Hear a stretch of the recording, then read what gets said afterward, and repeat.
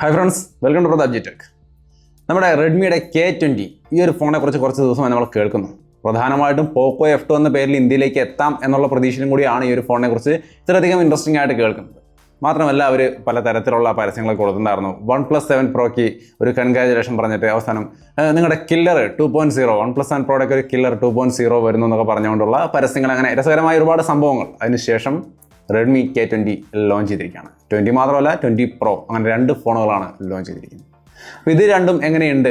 ഈ പറഞ്ഞ സംഭവങ്ങളൊക്കെ ബിൽഡപ്പ് ഒക്കെ ശരിയായിട്ട് ആ ഒരു സംഭവങ്ങളൊക്കെ എക്സ്പെക്റ്റേഷൻ്റെ ലെവലൊക്കെ മീറ്റ് ചെയ്തുകൊണ്ട് തന്നെയാണോ ലോഞ്ച് ചെയ്തിരിക്കുന്നത്? അതാണ് നമ്മൾ ഇന്നത്തെ വീഡിയോയിൽ നോക്കാൻ പോകുന്നത്. ഡിസൈൻ അടിപൊളി ഡിസൈൻ തന്നെയാണെന്നും പറയാനില്ല. ഡിസ്പ്ലേ നല്ല സാംസങ്ങിൻ്റെ AMOLED ഡിസ്പ്ലേ ഒക്കെ ഉണ്ട്. അപ്പോൾ നല്ലൊരു ഡിസ്പ്ലേ നമുക്ക് അതിനകത്ത് കിട്ടും. In display finger print sensor 7th ജനറേഷനാണ്. കുറച്ചും കൂടി ഫാസ്റ്റായൊരു ഇൻ ഡിസ്പ്ലേ ഫിംഗർ പ്രിൻറ്റ് സെൻസറും കാര്യങ്ങളൊക്കെയാണ്.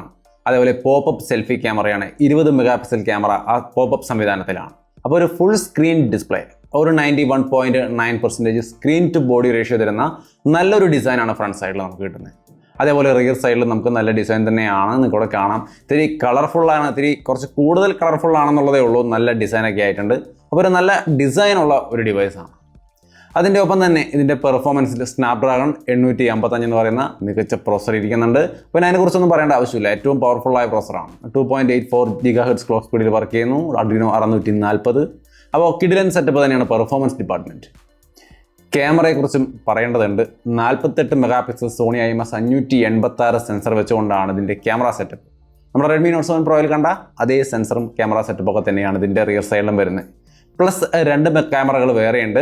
ഒന്ന് 13 മെഗാപിക്സലിൻ്റെ വൈഡ് ആംഗിൾ ക്യാമറയും പിന്നെ ഒരെണ്ണം 8 മെഗാപിക്സലിൻ്റെ ടെലിഫോട്ടോ ലെൻസും. ഈ ടെലിഫോട്ടോ ലെൻസിൽ optical zoom 2x optical zoom support ചെയ്യും.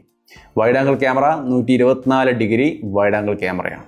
അപ്പോൾ ഇങ്ങനെ 3 ക്യാമറകൾ ട്രിപ്പിൾ ക്യാമറ സെറ്റപ്പിലാണ് ഈ ഫോൺ വരുന്നത്. ഫ്രണ്ടിൽ നമ്മൾ നേരത്തെ പറഞ്ഞു 20 മെഗാപിക്സലിൻ്റെ സെൽഫി ക്യാമറയാണ്. ക്യാമറയിൽ നമുക്ക് ഈ സൂം കിട്ടും. അതേപോലെ തന്നെ 4K 30 ഫ്രെയിം പെർ സെക്കൻഡും 60 ഫ്രെയിം പെർ സെക്കൻഡും ഷൂട്ട് ചെയ്യാൻ സാധിക്കും. സ്ലോ മോഷൻ 240, അതേപോലെ 960 ഫ്രെയിം പെർ സെക്കൻഡ് വരെയും ഷൂട്ട് ചെയ്യാൻ സാധിക്കും. അപ്പോൾ അങ്ങനെയുള്ള ക്യാമറ ഫീച്ചേഴ്സ് എല്ലാം തന്നെ തികഞ്ഞ ഒരു ക്യാമറ സെറ്റപ്പാണ്. പക്ഷേ ഒപ്റ്റിക്കൽ ഇമേജ് സ്റ്റെബിലൈസേഷനെ കുറിച്ച് കമ്പനി ഒന്നും പറഞ്ഞു കണ്ടില്ല. അപ്പോൾ അതുണ്ടാവില്ല എന്നാണ് വിചാരിക്കുന്നത്. അപ്പോൾ സൂമിങ്ങും കാര്യങ്ങളൊക്കെ ഉണ്ട്. ഒപ്റ്റിക്കൽ സൂം 2x സൂം നമുക്ക് ആ 8 മെഗാപിക്സലിൻ്റെ ടെലിഫോട്ടോ ലെൻസിൽ കിട്ടും. അപ്പോൾ നല്ലൊരു ക്യാമറ സെറ്റപ്പ്. ബാറ്ററി 4000 mAh, പതിവ് പോലെ തന്നെ റെഡ്മി ഫോണുകൾ കാണുന്ന പോലെ തന്നെ 4000 mAh ബാറ്ററി ഉണ്ട്. Type-C പോർട്ടും കിട്ടുന്നുണ്ട്. 27 വാട്ട് ഫാസ്റ്റ് ചാർജിങ്ങും നമ്മുടെ ഈ റെഡ്മി K20 പ്രോയിലുണ്ട്. രണ്ട് ഫോണുകളുണ്ട്. നമ്മൾ ഈ പറഞ്ഞതെല്ലാം K20 പ്രോയെ കുറിച്ചാണ്. അപ്പോൾ K20 പ്രോയിൽ 27 what fast charging support ചെയ്യും.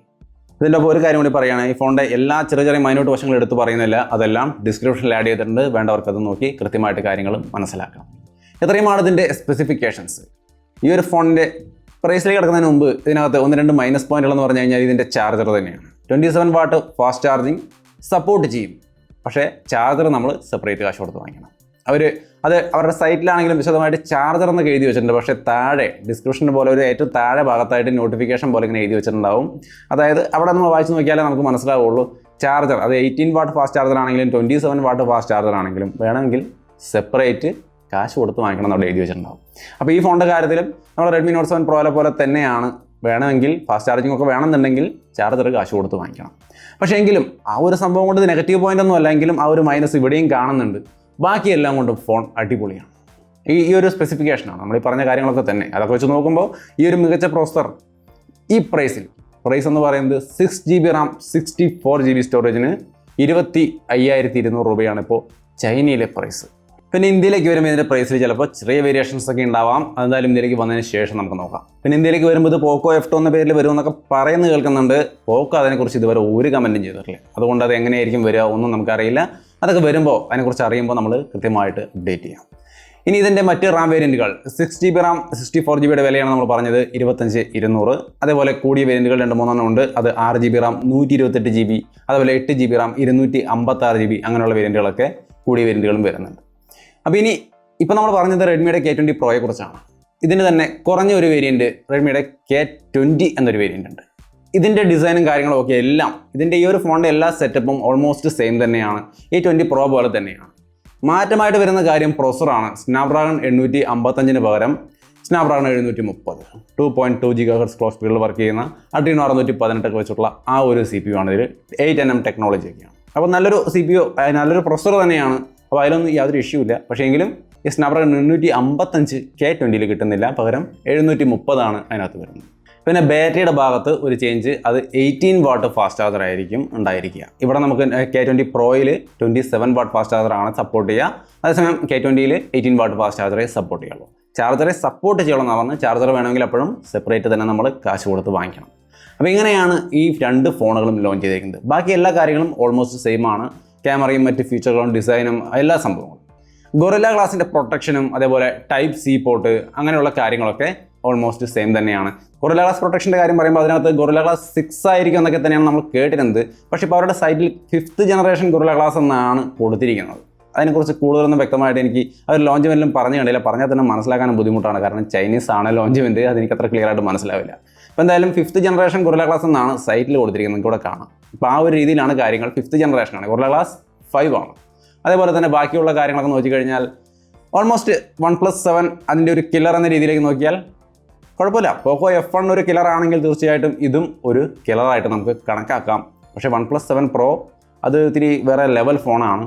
എങ്കിലും ഒരു കില്ലർ എന്ന രീതിയിലൊക്കെ നമുക്ക് പരിഗണിക്കാവുന്ന നല്ല ഒരു സ്നാപ്ഡ്രാഗൺ 855K 25,000 രൂപയ്ക്ക് കിട്ടുക എന്ന് പറയുന്നത് ഈ ഒരു ഫോണിൽ മാത്രമേ ഉള്ളൂ. അതുകൊണ്ട് തന്നെ ഒരു ബെസ്റ്റ് ഫോണായിട്ട് നമുക്ക് കണക്കാക്കാം. അപ്പോൾ എന്തായാലും 2018 പോക്കോ F1ൻ്റെ കാലമായിരുന്നു. ബെസ്റ്റ് ഫോൺ പോക്കോ F1 ആയിരുന്നു. അതേപോലെ 2019 പക്ഷേ ഈ റെഡ്മി K20 ആയിരിക്കാം ഒരു ബെസ്റ്റ് ഫോണായിട്ട് തിരഞ്ഞെടുക്കപ്പെടാൻ പോകുന്നത്. അത്രയും നല്ല സ്പെസിഫിക്കേഷൻ ഫീച്ചേഴ്സൊക്കെ തന്നെയാണ്. OnePlus 7 Proയുടെ കില്ലർ ആവുമെന്നുള്ള കാര്യം അത് Quad HD ഡിസ്പ്ലേയും അതേപോലെ 90 Hz റിഫ്രഷ് റേറ്റ് അങ്ങനെ ഒരുപാട് കാര്യങ്ങൾ, അതിൻ്റെ ഫാസ്റ്റ് ചാർജറൊക്കെ അതിൻ്റെ ഒപ്പം തന്നെ കിട്ടുക. ഓക്കെ, അതെന്തായാലും നിങ്ങൾ അഭിപ്രായം പറയൂ. അതിനൊക്കെ ഒരു കില്ലറായിട്ട് ഈ ഫോൺ വരും, വരാതിരിക്കൊന്നുമില്ല. അത്രയും മികച്ച പ്രോസർ 25,000 രൂപയ്ക്ക് തരുമല്ലേ, തീർച്ചയായിട്ടും ഒരു നല്ല ഫോൺ തന്നെയാണ്. എന്തായാലും കൂടുതൽ വിശദാംശങ്ങളൊക്കെ അതെങ്ങനെയുണ്ട്, അതിൻ്റെ പെർഫോമൻസ് കാര്യങ്ങളൊക്കെ നമുക്ക് ഇന്ത്യയിലേക്ക് വന്നിട്ട് നമുക്ക് റിവ്യൂ ചെയ്യാം. ഇപ്പോൾ എന്തായാലും അതിനെ ഒന്ന് പരിചയപ്പെടുത്തുക എന്നുള്ളത് മാത്രമാണ് ഈ വീഡിയോയുടെ ഉദ്ദേശം. ഒന്ന് പരിചയപ്പെടാൻ വീഡിയോ സഹായിച്ചെന്ന് വിചാരിക്കുന്നു. വീഡിയോ ഇഷ്ടപ്പെട്ടാൽ ലൈക്ക് ചെയ്തും ഷെയർ ചെയ്തൊക്കെ നമ്മളെ സപ്പോർട്ട് ചെയ്യുക. നമ്മുടെ ചാനൽ സബ്സ്ക്രൈബ് ചെയ്തിട്ടില്ലെങ്കിൽ മറക്കാതെ സബ്സ്ക്രൈബ് ചെയ്യുക. സബ്സ്ക്രൈബ് ചെയ്യുമ്പോൾ ആ ബെൽ ബട്ടൺ കൂടി എനേബിൾ ചെയ്ത് വയ്ക്കുക. അപ്പോൾ വീണ്ടും മറ്റൊരു ടെക് വീഡിയോ കണ്ടുമുട്ടാം.